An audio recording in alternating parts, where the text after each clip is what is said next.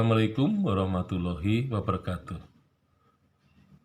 Di sebelah barat alun-alun Purwakarta, kemudian agak ke utara, agak ke barat, di sana ditemukan toponim Kebon Dalem.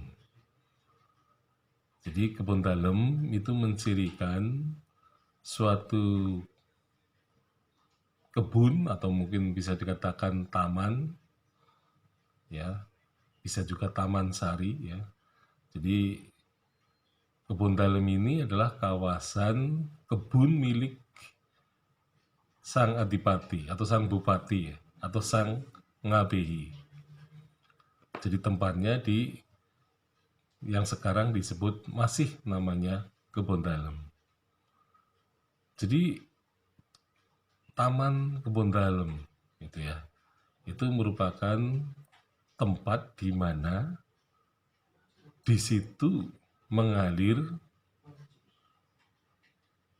sungai atau kali bener, ya. Jadi kali bener ini merupakan suatu petunjuk, ya, bahwa toponim kali bener ini merupakan simbol bahwa kebenaran adalah suatu hal yang penting untuk dipertahankan. Nah, sehingga kali bener ini tampaknya memperindah, ya, kondisi dari Kebon Dalem itu. Nah, seperti kita ketahui dan kebanyakan sungai yang ada di Purwakarta ini, sungai-sungainya selalu menunjukkan kejernihan.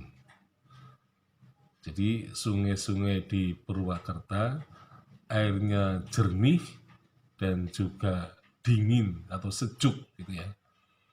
Nah, sehingga memang aneh, gitu, ya. Kota Purwakarta ini dikelilingi oleh sungai-sungai yang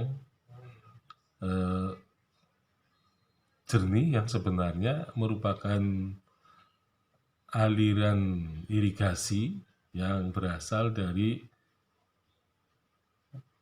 kali Pelus atau sungai Pelus yang mengalir di sebelah timur kota Purwakarta. Jadi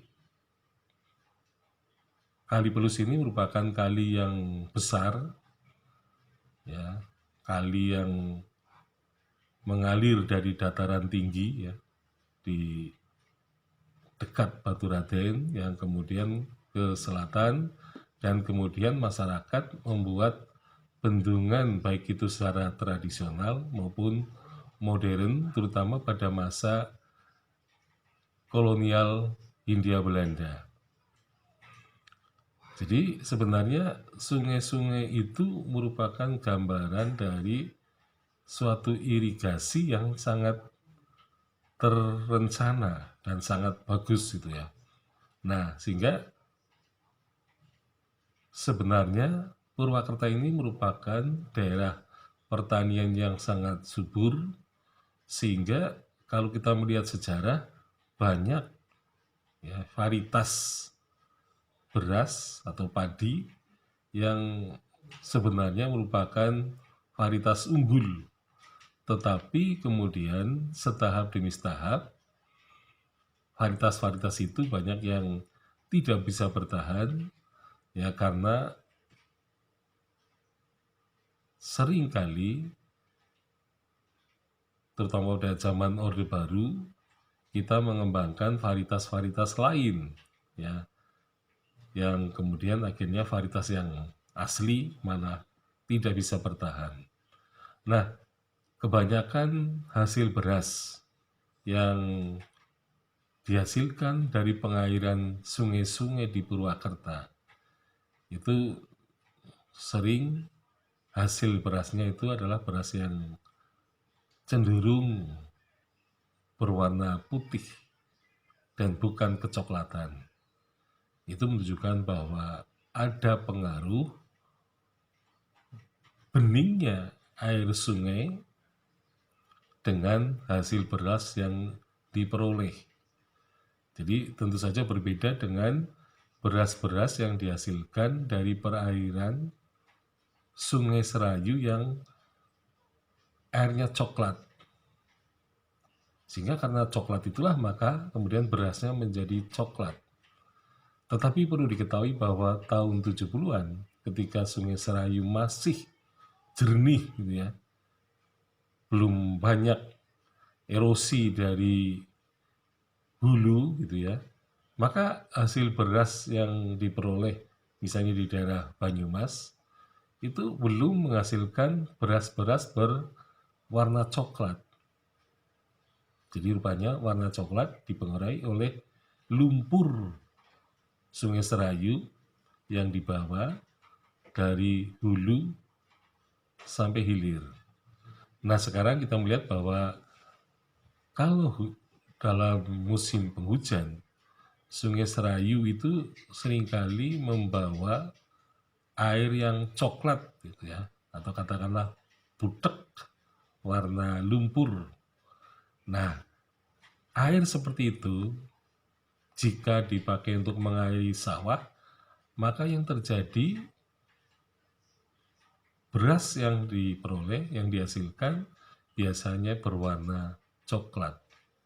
Nah, kalau di Purwakarta ya, ini sampai sekarang beras-berasnya masih berwarna putih karena air dari hulu ya cenderung airnya jernih. Nah, sehingga irigasinya akan menghasilkan beras-beras yang berkualitas lebih baik ya. Jadi tidak perlu beras-beras itu diputihkan lagi karena memang sudah putih. Nah, ini berkaitan dengan fungsi sungai-sungai di kota Purwakarta ya. Jadi ada Kali Bener masuk ke kawasan Kebon Dalem. Nah, pada zaman Orde Lama, ya, Kebon Dalem ini kemudian pernah menjadi terminal kota Purwakarta. Jadi terminal yang ada di situ masuk dari arah barat melalui jalan Suprapto, Jenderal Suprapto, ya, yang dari timur Jalan Sudirman, jadi lewat Jenderal Sudirman, kemudian masuk Jalan Suprapto dan kemudian masuk ke terminal.